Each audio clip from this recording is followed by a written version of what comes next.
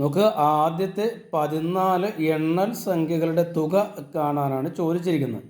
അപ്പോൾ എണ്ണൽ സംഖ്യകളുടെ തുക കാണാൻ നമ്മൾ എന്താണ് ചെയ്യുന്നത്?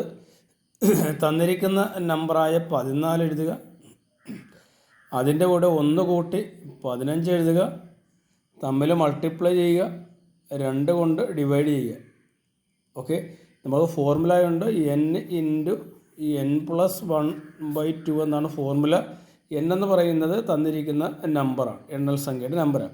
ഇവിടെ 14 ആണ് തന്നിരിക്കുന്നത്, അതുകൊണ്ടാണ് നമ്മൾ ആദ്യം 14 എഴുതി, പിന്നെ 1 കൂട്ടി 15, പിന്നെ 2. ഓക്കെ, ഈ 14-നെയും 2-നെയും കൂടെ വെട്ടിക്കഴിഞ്ഞാൽ 7, 7 2 14 കിട്ടും.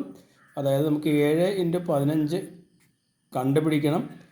15-നെ 7 കൊണ്ട് മൾട്ടിപ്ലൈ, 7 5 35, 5 3 7 10, നമുക്ക് 105 എന്ന ആൻസർ കിട്ടി. ഓക്കേ.